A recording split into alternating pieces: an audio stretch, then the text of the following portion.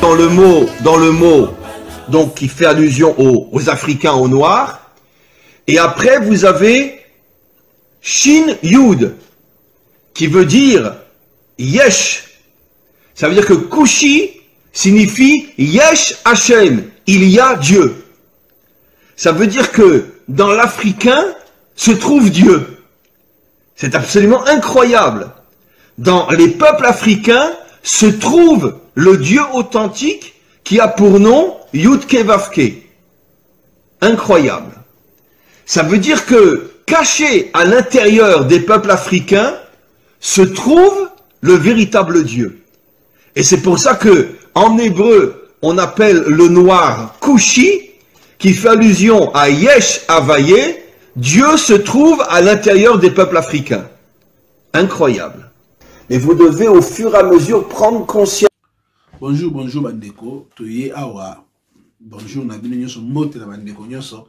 Ezali ya bino ndeko papa Wansonga Dikazaya o bandeko mosu ba bengi na kombo ya Jado Mozart. Donc ningi boyebi toye kaka lelo na moi ko partager kaka moi ba analyse moi connaissance en muke makambo tozali ko mona tozali koyoka. Ce que l'on est toyeli lelo poto ke directement droit au but. Bomoni na titre na télé bino kuna.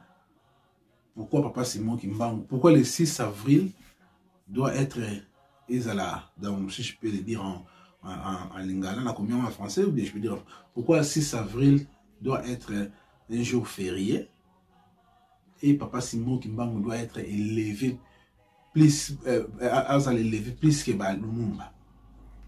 Tout expliquer na nous pour tout le monde. Le 6 avril, tant l'église Kimbangu s'est célébré 100 ans. Le président Félix Tshisekedi Ayaki, Namalobanae, a sengi na membre de la Sénat, que le 6 avril est comme un jour férié. Et Salama Kibongo va se payer. Mais mon réaction peut salami. Ma réaction mon pays à moi bien te salami. Bandoko ba confession musu soupe ba salinati ba sa mo ba réclamation pour nini boyeneti notamment bandoko so ya musulman pe ba sali réclamation. Bon, réclamation toyoki. Mais tout qu'est-ce qu'on a en réalité les camps. Question dans les alliés boyna bandeko biso so na Congo. Toujours ça na moni et moi surtout ça la réclamation les cambo tout au le cambo. Faut quand même peu tout ça la analyse.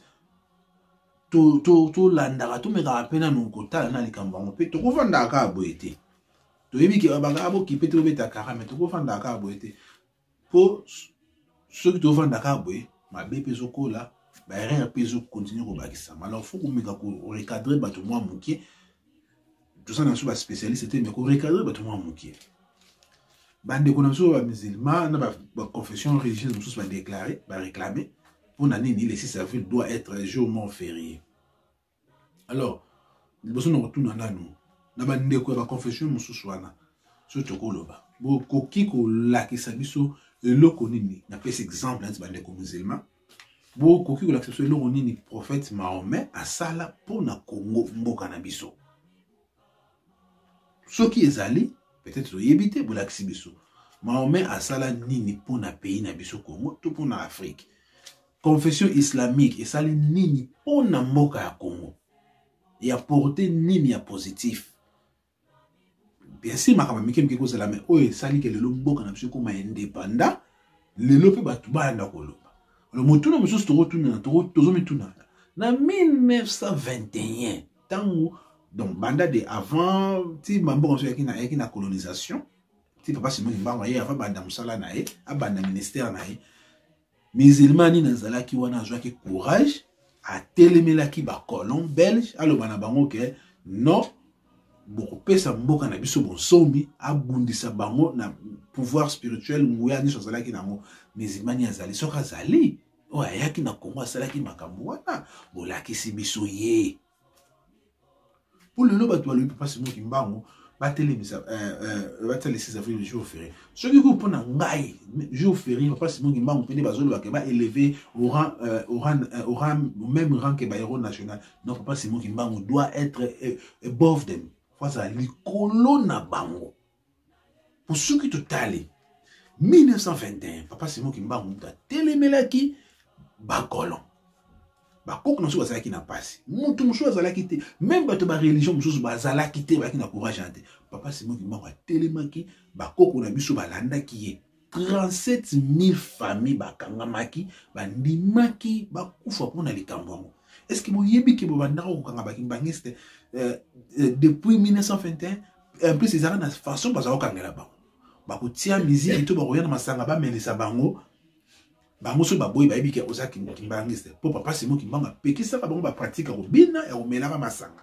Alors ekomaka neti mwa piège moko batelemelaki bango siko bamusulman bazalaki wapi baprotestant bazalaki wapi nga na recontinue mais avant na continuer na lingi to la na ndeko na ko to consultaki pour to le bité to ko fanda boité il faut to meka ko pesa moi explication na makambo ezolo ba atako to église au sala na officiel mais pour to boy ba guerre de religion mais biso bana ya kati il faut to meka ko faire voir et loko nini ba confession religieuse mususu et sali notamment peu musulman au Mahomet au prophète Mahomet a sali pour na Congo peut-être to yebité bola kisi biso pour besoin réclamer pour na laisser ça faire na kozonga na suka na tiki bola na makambo ya ndeko bongo nga na kozonga na ba bakisa kaka makambo mike mike matondo congolais. Qu'est-ce qui n'y va pas? Malgré ba diplôme, ba clash totanga, ba niveau d'études tozanango kili kili. Mais où est notre intelligence? Et ça se comprend qu'ils ont un moto. Mais elle est en Zambie, elle a moto. Mais elle est en moto, elle est en Zambie. Alors, pour dans les dates du 6 avril, wana, bande ngai, bolinga te ozana ndengwa. Pour ceux qui veulent sa divinité, Papa Simon Kimbangu Kiangani a lobby à mon discours naie, mukolo wana qui le chef de l'État a kokisa ika mission naie. Parce que ce pays-là, c'est un pays prophétique. C'est la vérité. Bon matabu kita datu wane uko kisamaka ndengwa pour essayer le bamaki. Histoire ya mboka wana e betama déjà kala pe kangama ifanda. Biso ba o tozwa chance wana ya kotia litoi pe kolandela ngo to mona ka soki oyo kokisami toke na ba kaye de note na biso to tike yango. E kokisama. Pour di kolose ko le kakasi loba na ye le kakati. Alors, bandeko na ngai, na motuna mibale na nina tuna biso bandeko na ngai. O bazo teleme la date de 6 avril. Tangu Papa Simon Kimbangu a telemeni mindele na 1921. Kolobaki non, il faut libérer peuple na ngai. Mutu mwindo okoma mundele okoma mwindo. Na nzoto te kasi na misala na makanisi pe na mayele ba église wala nyoso lelo bozo bima na ba itando ike bozalaka wapi histoire nini so inga na tuni lelo dans un contre ba église wana te pour bozo loba ke nous sommes un pays laïque mais vous vous trompez. Congo est un pays laïque te bande na ngai. La laïcité là ça nous a mené où aujourd'hui? La laïcité au bêta plus n'aranda en bande de congolais. Nous sommes pays laïque. Le Congo est un pays laïque. Qui vous a dit ça? Que le pays du Congo c'est un pays laïque. Nani a kosabiso de lokona. Et voilà les erreurs que nos grands-parents ils ont commis. Ba papa na biso va commettre ba erreur wana. Yango le même biso na libulu. À la place de l'autre Congo, où en sommes-nous aujourd'hui avec notre laïcité? Bandingo langai. Tososola, tozonga batu, mboka nyoso na mokili oyo etambolaka na bonzambe nango. Eza na mboka moko te okozala développer sans avoir sa propre spiritualité. Ezalaka te. Okotikala ozala développer te, mais ozoka bandeko na munoko bandeko e bandeko na biso ba congolais, nous voulons être aussi développés comme les autres. Mais comment vous serez développés sans la spiritualité? Qui peut inventer la route? Et ça naturel, c'est logique. Chaque pays dans ce monde évolue avec sa spiritualité. Et notre spiritualité et notre église de l'État, c'est l'église kimbangiste. Pourquoi je dis ça? Parce que Papa Simon Kimbangu Mutu, à Longola Bisona Boumbu, yo Mouindu Babenga yo Mutu lelo, Congolais kakate. noir nyonso mwindu nyonso siko ozwami ozala na Amérique, na Asie, na Australie, na Afrique, na Europe, pour le lobenga mamutu. C'est grâce à Papa Simon Kimbangu. Bolinga yango te, c'est la vérité. Tant Papa Simon Kimbangu a telemi koya kolongola yo na boumbu, ba mangomba nyonso na bazala ki. D'ailleurs ceux qui tozali lo na boumbu to kotaki yo, c'est grâce à l'église catholique. Mundela leka na église catholique po tia biso le to ça va esclave. Nani ayebi yango te. Mutuna na ngana tunika yango wana. Laïcité o bino obetaka lango tolo, lelo toza wapi, emimi biso wapi. Soki na boumbu te. Deuxième chose, nani afuta caution ya indépendance ya mboka wana. Botangilanga. Et soki wana te, nani afuta le juge avocat mais c'est croqué. Oyo aya kotelemela Congo na procédure na procès ya indépendance. Bandeko nanga ba Congolais boye ba mutafuta amisa mbongo na poche na ye. Pour le Congo za la état. C'est grâce à Papa Diangenda, dit Papa Simon Kimbangu. O lelo boza ko dénigrer, boza ko ignorer, bozo comparer na mangomba na bino zo botama lelo neti mayebo. Non, bandeko nanga. Papa Diangenda lobaki ya surtout kebité. Boumbu ya 350 ans ezoye la biso. Et tozo mona ona miso. Total kaka mboka na ndenge place to komi lelo. Likolo ya cri kutote. Les pays est au coma. Bozo e batina nango. Est-ce que bozo e ba place passe na biso yo uti. Et loko ni zo sala tozala na état tozana ngo lelo. Alors bo sosola. Bo tia litoi. Bo poussa na pembeni ya bakimbangiste bo tuna bango. Po kimbangiste muto ayebi secret mboka wana. Kimbangiste muto ayebi qu'est-ce qui ne va pas et pourquoi ça ne va pas. Botika tembe na biso ma biso nulle part, yo ma biso kana kufa. Bozongela ba erreur wana te. Ba papa na biso basalaka. Na royela relater bino histoire moko. Après indépendance.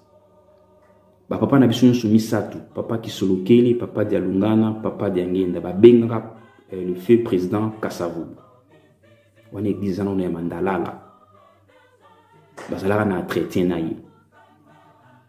Mais maman Nabiso, moi si il y a fait président Kasavubu, ayebisi président Kasavubu que noko kendete yo oza déjà mukonzi. Okino sani na ba église mangalala wana. Papa Kasavubu ayoka maman Nabiso aboya kokene na rendez-vous wana. Nini komaka. Bayebisi papa Kisolokeli que non, président lobi aroyate. Lobi ya roya na ba église mandalala te. Papa Kisolokeli atelema azwa kiti o batelaka ye. Abalusi yango. Alobi soki bino bokanisi ki mayele na bino ya ba papier na biki nde pesa mboka o indépendance. Tomatisi indépendance wana na nzete bokitisa yango totala bino. Bandeko nanga nani akitisa indépendance wana tilelo nani? Botangilanga mutu politicien nini? Chef religieux nini? Lingomba nini oyo ekitisa indépendance wana lelo oyo? O bango ba papa na biso misatu ba matisa yango na nzete. Nani akitisa yango? C'est pour vous dire que kimia tozoluka na mboka wana ya Congo ils ont nkamba, ils ont na poche ya sa divinité Papa Simon Kimbangu kianga kakaye oka bozo mona mususu te mususu pia bozala te kakaye ndia otia kimia na mboka wana ndia otia kimia na Afrique ndepe kimego ya mokili mobimba tolinga yango te. Voilà la vérité mes chers frères et sœurs. Totika amalgame wana makamba Congo ici loba mais c'est betama donc disque ezalaka déjà efani na nkamba totala kaka oyo kokisami tokena ba cahier de notes na biso totike yango. Tout a été déjà dit, tout a été déjà prédit. Nous vivrons que les accomplissements. Alors nasengi na bino ka bandeko na ngai bo poussana pemena ba kimbangiste bo tuna boyeba histoire ya mboka wana parce que les Congolais nés grandis au Congo, ils maîtrisent pas le Congo, Ils ne maîtrisent pas aussi la vraie histoire de ces pays-là. Il y a un libunga, la confusion totale. Maïle n'a pas la classité, ndeko bongisa mboka wana, ndeko tia mboka wana na kimia. Jamais. Ce pays-là est un pays unique à son genre. Ce peuple-là unique à son genre. Ce pays-là c'est un pays prophétique. Et tambola bongo depuis mokile kelama, Congo eza nango bongo. Et puis go mema maka bongo tina suka. Biso bato toko changer yango te bandeko nanga.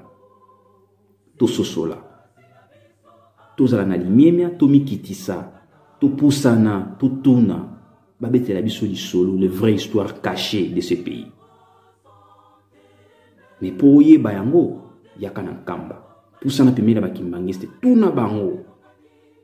Nini salema, eloko nini lekana, nini wapi to zangela, nini to sala. Bokini bomona sa divinité, papa Simon Kimbangu Kiangani.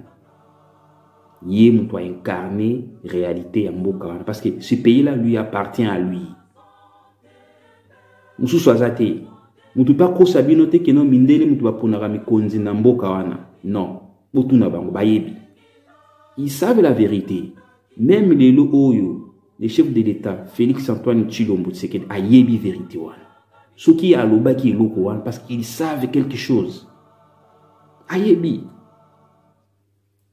Alors, bande gonanga botika ba polémique wana oyo bozo toni salango ba réseaux sociaux polémique mo ya na bassesse moko moi je me pose la question mais tout ça banani nani aloka biso Congolais okomi na raisonnement ya okomi na instinct et loko za otika na intelligence on nzambe akela yo nango to komo zo instinct ya nyama komo zo intelligence na biso ba Congolais mais botala mboka wana ndingiza lelo. Posez-vous des questions. Pourquoi rien ne marche dans ces pays? Pourquoi? Quel est le problème? Dissous, on a vu ces anini. Tout ça là qui n'est pas mérité ou tout mérité les lots. Tout na. Tala, Mboka wana ata les lots les 4 meilleurs présidents du monde. Ils vont échouer. Sans aller voir Papa Simon Kimbangu Kiangani. Sans aller consulter l'église kimbangiste. Sans aller voir et visiter Kamba. Pourquoi on a des secrets en Mboka les bombami? Secrets en Mboka wana kakate mais amokili mobimba. Vérité en wana bande konanga tomiko samate. To longwa na amalgame wana, to longwa na confusion, to zonga na erreur wana te ba papa na biso basalaki, ba mema biso na libunga.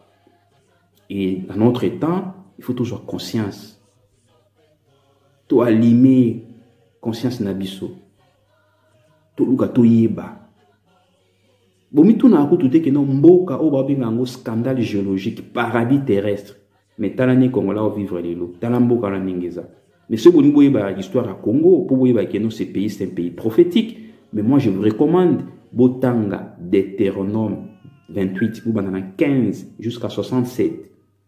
Histoire à Congo mobimé betamiwa du début jusqu'à la fin. Na o le lot tozo vivre les lots. Ça se trouve c'est biblique. Ils ont Deutéronome 28. Boubani na 15 à 67. Boubou na histoire ya Congo mobimbe betami na kati. Boubanda wana boko sosola mboka wana mboka ndenge nini. Peuple wana zanani. Et puis Papa Simon Kimbangu Kiangani azanani. Na yebi na ngai ebele ba ko ignorer parce que nous sommes que des ignorants. Mais na ignorance na biso. To ki lekana libulu. À l'envoi des disparitions. Pour la mutuma kasina tembe na biso. Donc, il y a des gens qui ont été pour nous boye bayango, ce n'était pas au hasard. Parce qu'il y a déjà. Peut-être kende vers accomplissement. Ce qui, le 6 avril, est officialisé dans le Congo, c'est parce que ça a été déjà prédit et ça a été déjà dit. Lingomba moko gotikala kaka lingomba wana tata Simon Kimbangu Kiangani mususu te bolinga te, voilà la vérité. Alors parce que l'église kimbangiste c'est l'église de l'État congolais. Yangonde ko tambusa mboka wana. La spiritualité de l'église kimbangiste c'est ko tambusa mboka wana. C'est ça notre spiritualité. Parce que la spiritualité est tambolaka na politique. Aucun jamais, yo peuple, ou s'épanouir, ou se développer dans la politique sans la spiritualité. Et ça, les manantés, alors occupez à la tête à l'Ibosso qui peut congolais tout ça là. Non. Et voilà pourquoi, parce qu'on n'a pas notre spiritualité, il y a un mot toujours tourné autour de la peau. Rien ne marche. Alors la politique marche ensemble, marche en pair avec la spiritualité. Et notre spiritualité, c'est la spiritualité de Tata Simoni Kimbangu Kiangani. Bandeko nanga dili ko na epsa bino yango wana pona za musika te nika balobaka oza na motema ko nakanisi tutula ndeko na biso tulandi maomde kwa lobi ngai pona ko bakisa kaka na maye tumeka ko bakisa mwa ba point mikie na makamunde kwa lobi na bandeko nyonso bazali ko déclarer pour année l'église kimbangiste le 6 avril comme officialisé et comme officiellement banque et comme un jour férié. Dans le but papa c'est moi qui m'a paye il faut ça élever plus haut que le mumba. Donc expliquant pour nous toujours ensemble comme on a ça comme moi point pour attendre une chose explication hier maintenant aux on a CG na bon CGT. Mais avant de contenir explication nanga bola nananu le ba oyo il y a papa Simon Kimbangu Kiangani le 5 avril 2021 dans la journée na Kamba.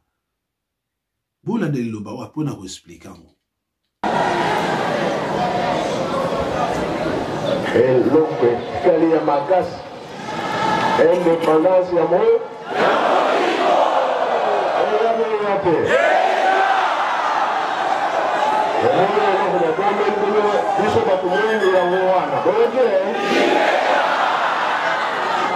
Badu noir zambe kolongola go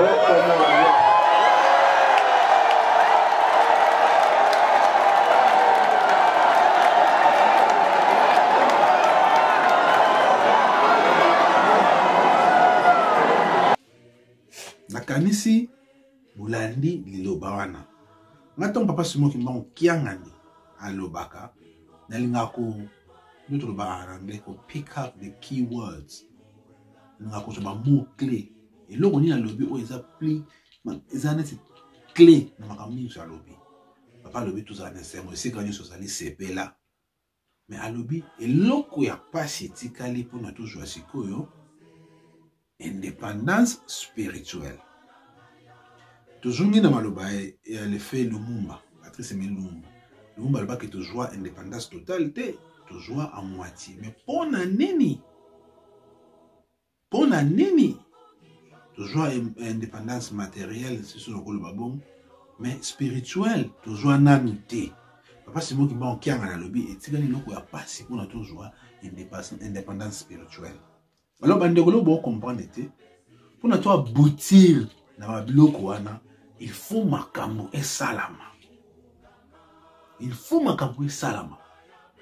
na ba vidéo na sala ka na lire na expliquer que loko amo dans le but que à chaque fois l'église qui m'a c'est achever quelque chose spirituellement tout ça li pas morobé à travers bien biso indépendance spirituelle sur botali na tango ya ba nakolo ba ya président Kasavubu azaka guidé na ba papa boyoki ndeko ndenga expliquer na vidéo azaka guidé bongo oyo Congo ezula indépendance et bima na poche ya papa Diangenda mwana ya papa Simon Kimbangu oyo biso tobengi le deuxième Kimbangu papa Diangenda abimisa mbongo na 50 000 francs 5 000 francs il faut un avocat ou à défendre cause na biso 45 000 francs et kenda na compte ya makambo indépendance ndenge bakenda na ngokona papa Diangenda et na bozomona tana jobe na wata na photo butala Kasavubu yewana et photo elandi bozomona papa qui se loquait lazali parmi les membres du gouvernement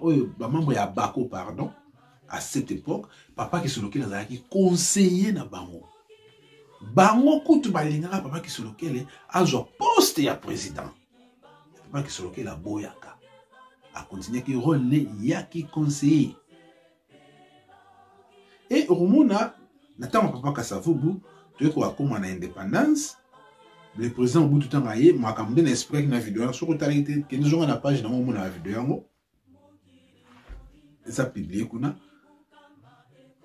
papa Kasavubu papa Mobutu ayi ko sala pe oyaye papa Mobutu ayi ko réhabiliter papa Simon Kimbangu toute l'équipe papa musée ayeki tu sauter na Joseph Kabila ayi ko sala ba processus na yepe exhumation Maman Mwilu procès à papa Simon Kimbangu officiellement libéré après 90 ans 90 ans Jibila Mamou le salami sous na reine nae donc après ça qui autorisation à Makambouana conférence internationale pour relever la personnalité il y a papa Simon Kimbangu en tant que Molimo Santo papa Kabila m'a appelé ça qui ordre wana to l'équipe to yes qu'on attend il y a président Félix Tshisekedi et y aye ko senga le 6 avril et comme date moko officielle bank holiday férié mais bah tout besoin de réclamer besoin que toujours qu'on pousse à travers indépendance spirituelle pour ezana makambu et sala makambu donc faut donc tant de saliboui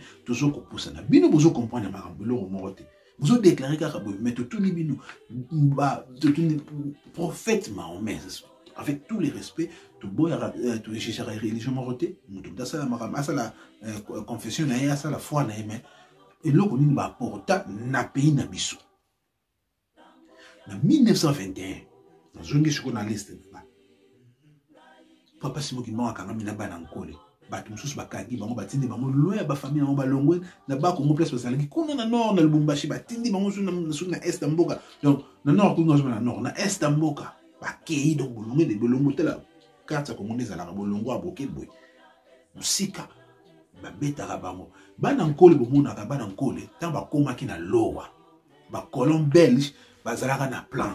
Pour banana bango tout bana teme ba relégué bango tout bakufa bazala ko tinda bango na ngambu ya mai fleuve mo zalaka wana bien les rivières na ngambu kuna na mo zambe zalaka na ba animaux sauvages alors soki batindi bango kuna bango ba na espoir que soki bakeki kuna bando ko bomaka bango ba nyama wana baliaka bango bakufa bango mo mais bango bazali so bakati ici tant ba okuma kuna ba losa bisala bazoyembaka ba nzembo ou bazali koyemba na ntango ya 1921 papa Simon Kimbangu bazali kozonga bazali kokufa te et mai wana ezalaka na bangando mais bazali kokatisa sauf donc bomoni bato banyokwami bakongole banyokwami mpona likambo wana mizima moko te azalaka na ntango wana abundaka bongo koko kinzembo bakangi ye batindi ye na relégation na bomba mpona kaka bokola papa Simon bazalaka tata mwasi ya papa Simon Kimbangu bazwaka ye bacubaki batonga ya bato ya mabomba bacubaki batonga donc tanso senga poso bacubaka ye mama Mwilu mama bato mobali akei atikali na bana mibale mpo papa kisoloke les gens mwana 7 ans mpe na relégation mwana 7 ans mbata ya soda ya mokolo mpona alobaka ke non andimiki papa ne azala kosala mosala nzambe amona mpe azosala bamiracle babeta papa kisolokele mbata mwana 7 ans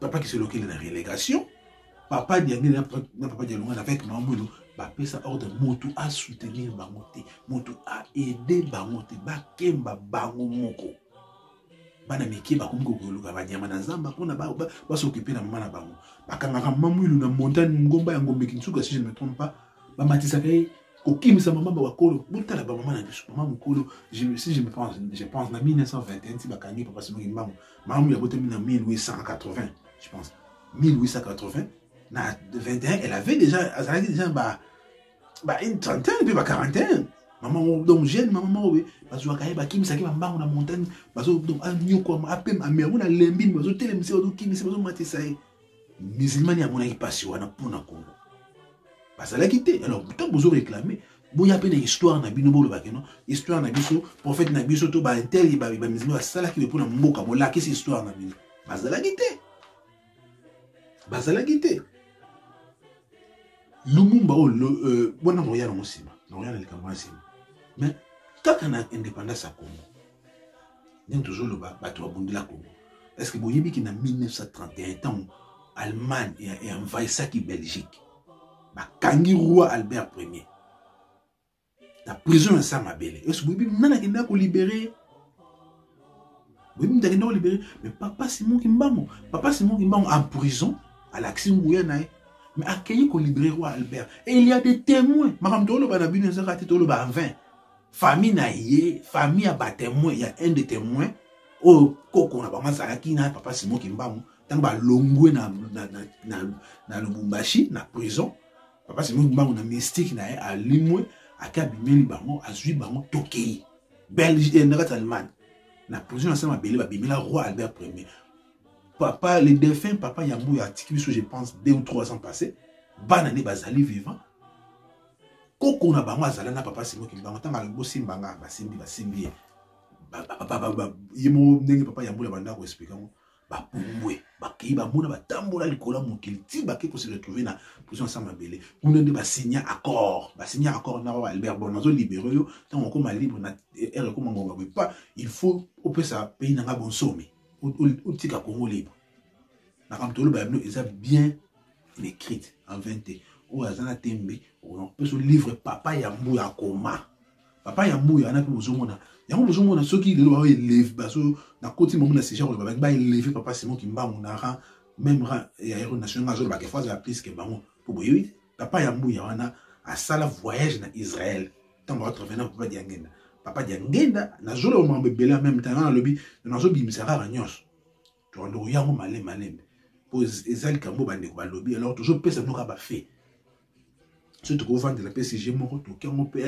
mais je rejoins pas tant mais tout ça là mais on doit payer ça kaka papa Yambou ya nza koloba akenda na Israël kuna kutana na bankumu ya ba israélite o ba ramandefu ba la ba chapeau wana mais ba loba na ye papa Yambou ya nécessité de dire ya koloba témoignage wana ba yibisi ndenge za même ko sala ndenge ba kumongo ya Israël salaka ava sala zala ku kusenga pardon na lingoma na kopesa no mukongo na alobi atourna alobi moni Afrique soki boyebi komba Simon Kimbangu te boko bongate papa Yambou ya zako lobali kambotu yemo témoin aya na muti a expliquer papa je pense pas Diane dans le port ou papa Simon Kimbangu si je ne me trompe pas papa Yambou ya wana donc papa Simon Kimbangu akenda abunda mona mboka abimisi roi Albert na prison sama belé botala na Google na latina boke beta pour roi Albert prison escape ndenge abima escapage na so escapage je sais pas si les amours français ndenge sara escape dans le monde en English la ndenge kimelaka to lo bon c'est la histoire moko donc c'est pas quoi vous expliquer information na Google mais ko expliquer ko bon mais la vraie version des solo papa Yambou explication ils allaient même dans le livre à comment heureusement papa m'a dit que pour biso mingi ba histoire mingi to yeko la on a tradition orale ndenge ba koko batika mais génération est simbango koma heureusement papa na tika ko moma ko miki et il nous a même expliqué comment Lumumba papa Lumumba Patrice Emery Lumumba azalaka inspiré pour na o le to benga héros national abundela mboka parce que papa Yambou azalaka secrétaire ya papa ya Lumumba il travaille na secrétariat ya Lumumba et Lumumba azalaka inspiré tango atangaka makambo ya papa Simon Kimbangu wa mukiza la kokoma tango atangi Lumumba lobi il faut mutu mususu abundela mboka o lokola mbuta Kimbangu tu vous musulman mo azalaka à l'époque Lumumba atali amoni makambo papa Simon Kimbangu azalaki numéro 1 na 1922 papa Simon Kimbangu abandi bamutu bazalaki peut-être bana mikia Nelson Mandela peut-être avec nous mukia il y a sali 27 ans batozo comme héros national papa Simon Kimbangu azalaki pesier ba Martin Luther King ba Malcolm X ba tandenge ngi bazalaki te papa Simon Kimbangu déjà télémaki déjà a bunda contre la colon lolo ba télémaki date na officiel bon peut déclarer mais non c'est un sens té si je peux dire ça ndenge na lobby expliquer déjà papa Simon Kimbangu na lobby comme moi ndeko expliquer comme papa qui sur lequel étant ba beng sara le président Kasavubu na a ressemble là il y a na paroisse à Kimbanseki pour apporter plus de précision à les Kambwana il y a na paroisse à Kimbanseki quand le président Kasavubu a refusé à Yati papa qui sur lequel a balola ka kit oui effectivement a balola ka kit mais il avait fait quelque chose peut-être de comme ça comme mentionné papa qui sur lequel a boukaka tous les 4 makola ba kit sur a bouka et tant a bouka makola kit sur tant il andaka rébellion et bimaka na partir à est rébellion et bimaka rébellion bimara le toujours mon même le toujours mon aké bande kuna biso bazo kufa bazo kata ba mana biso mitu kuna ba est kuna ba katanga sur une ba PS bazo boma bato pour comprendre qu'est-ce qui se passe sur au talibé ba côté kuna bazo linga ba kabola na côté dans la politique te na pesi karamu bazo linga ba kabola pays sur bozo mon até image Banque nationale, il y a 4 ans et demi, ça les drapeaux, il y a 4 ans et demi. Or, pas si moi qui me le Congo, et vous allez diviser. Tout pays qui va essayer de. Tout pays ou personne qui va essayer de diviser le Congo, vous allez engloutir par les eaux. Vous allez maloba, pas si moi qui me bats. Vous comprenez? Donc, papa, c'est moi qui me bats, on est à l'oba. Ou nous sommes allés dans le Congo, vous allez engloutir par les eaux. Et ça, terme prophétique, malheureusement prophétique. Donc, le lot, au bazou, ça, là, désordre qu'on a. Les kamas na bango koya. Les kamas na bango koya. Mais tous les qui n'habitent pas wana, peut-être on va trouver le ballon de Kamousus. Dès qu'on a eu, papa Yahweh a sali mention à l'Église Église d'État. Église d'État. Oui, effectivement, Azaline a raison. Historiquement parlant, ce qui est allé. Pour dire soit comment les Congo pays laïque. Ne comment on va rendre donc tout le baranabi sur Biloba mais bon là vous se battez non plus exemple. N'importe où vendia na ko banga en Angleterre. Ba religion ba confession religieuse c'est belé ba protestant bazali catholique ba musulman ba église ndenge na ndenge. Mais tant que comment makambo ya mboka na bango gouvernement na bango atambola na spiritualité yambo kana bango qui est l'église anglicane ntako sabinote soko tali ba o ba yebi ndenge makambo etambolaka bon mona par semaine le premier ministre ou azalo quoi représentant net président ya mboka oyo azala na consultation na archbishop ya Canterbury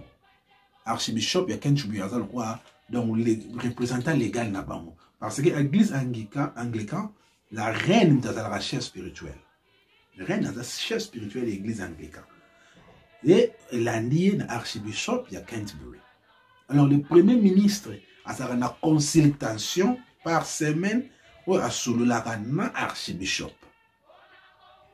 Pour le makambo itali mboka azwaka ba conseil par archbishop et azala na moment réservé ou akuta na reine azozwa ba conseil par reine. Donc spiritualité na bango etambolaka na église anglicane muto akosabinote même ba pays européen bela bazana spiritualité na bango so ya biso so de komi na Congo président fa sa consultation fa bengisa mangomba kili au mona président banda bengisa ki ba musulman bengisi bato mouvement bengisi bato bundu ya Congo bengisi catholique boy te ekoki koza bongo te normalement faut ezala église moko oya ba ya mboka na biso qui kimbangisme ezali civilisation mais église kimbangiste faut la église d'état moni le loko to kita to mata so église kimbangiste comme église d'état to élever papa Simon Kimbangu na likolo ba héros national wana to comment na indépendance spirituelle o ndenge papa Simon Kimbangu ngana alobi et loko ya pas etikali pour nous obtenir ezali indépendance spirituelle. Tu vas comprendre pour aller à l'objet. Or, pour notre aboutir à l'indépendance spirituelle, il faut tous les étapes pour aller. Si ça veut dire que une journée férié, il faut tout élever pour c'est moi qui me bats. L'église qui me bats, c'est comme l'église d'État. Pour 1960, c'est ce qu'il fallait faire. Papa Diangen d'Abimi Simbonaye, papa qui se retrouve à ce ça va membre à au conseil. Pour fouiller d'abord, historiquement parlant, quand ça vous bazala, nous compte à bas côté. Zala, nous souche.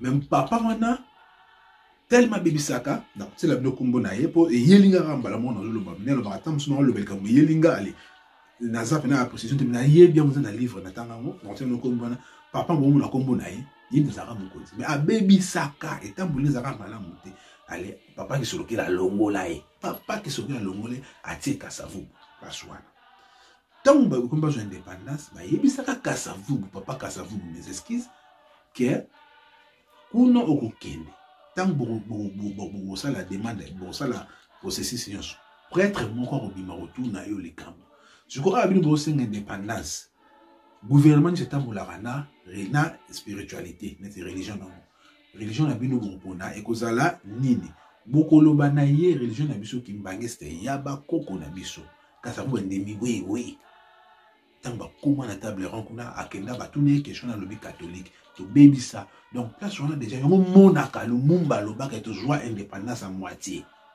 Vous comprenez peut-être Lumumba déjà le parti ça Lumumba comprenait que fallait tout le bakimbangisme mais papa kasa vous ba baby ici yango ba to joie à moitié pour surtout ni meka kimbangisme to moi toujours indépendance spirituelle papa dianga na lobamo abiso ki ka ça vous ba à salaka processus ça exact 40 savants balinga babino. Donc, nous avons inspiré 40 savants. Un pays déjà souvent 40 savants inspirés. Nous savons que nous avons une invasion belé. Nous avons tout développé. Mais il y a ma campagne de Salamaka. Il y a un bon niveau qui a le capacité d'aller toujours à indépendance spirituelle. On a tout obtenir une indépendance spirituelle. Il faut présider à Mboka. Atia église qui m'bangue, c'est église d'État. Et tant que nous avons autant de Mboka, consultation naïe à mon arabe catholique et ba protestant et musulman fois monaka kimbangisme mon papa Simon kimba ou qui a bien les chefs spirituels ou en place pour nous autres les mbaka les chefs spirituels en place à solo les naïe boy ba pc ba guide spirituel ba pc tamusa boy vous comprenez Mobutu malgré tout ça la naïna qu'on dit pour ça le RR quand on va catholique mais Mobutu consulter aussi papa Diangena. Donc, il y a un bon moment le 24 décembre, à l'obra, comprenez mon émotion pour consulter papa Diangena avant de ma démocratie dans le Boka. Mon papa Diangena, l'obra qui m'a au salle, au soupi makila dans le Boka. Ouais, nous avons belé. Donc, on a expliqué déjà à l'Ikabouana, on a souka pour nous tous ça. Il faut comprendre, miser ou le fouet, mais il y a l'Ikabouana, c'est ça, mais c'est ça, Natina. N'expliquons qu'on a vidéo belé, bah, tu peux vous sensibiliser. Mais c'est bon, bah, beaucoup qu'on a vu sur histoire, on a vu sur bas, on a vu sur beaucoup là, bah, on a baillé, bah, histoire. Pour histoire, ils ont koufa. Tout qui t'a tout maté, histoire, ils ont koufa.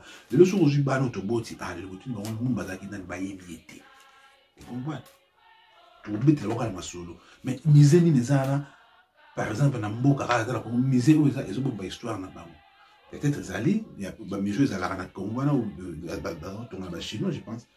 Et écoute ta histoire mais tant que comme on va pas se moquer il faut pas n'a pas donc c'est ça l'importance à miser et te pèse un cadeau et il fait tout beau ça n'a pas été dans le bar toujours le roi Salomon tant à 6 ça quand on a Yerusalem tant à pèse un cadeau pas un nzamba pambola kai et les pambolons il y a qui se manifester si mambala mon côté biso le tout ça les miser papa lobby m'a toujours m'a pambolé bi c'est la passion sociale.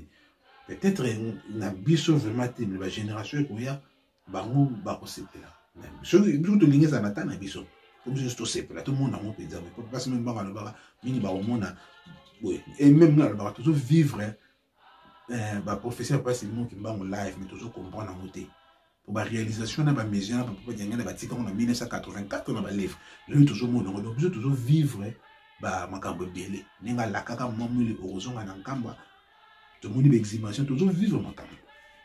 Mais pour notre bon à CGT, il y a un lobby. Les cambo bande ou musulmans ba lobby. Avant de déclarer, tout y est pas signé ba congolais, ba monarchie pour notre comme l'indépendance. Tout le monde a l'indépendance. Mahmoud Belé Salamaki.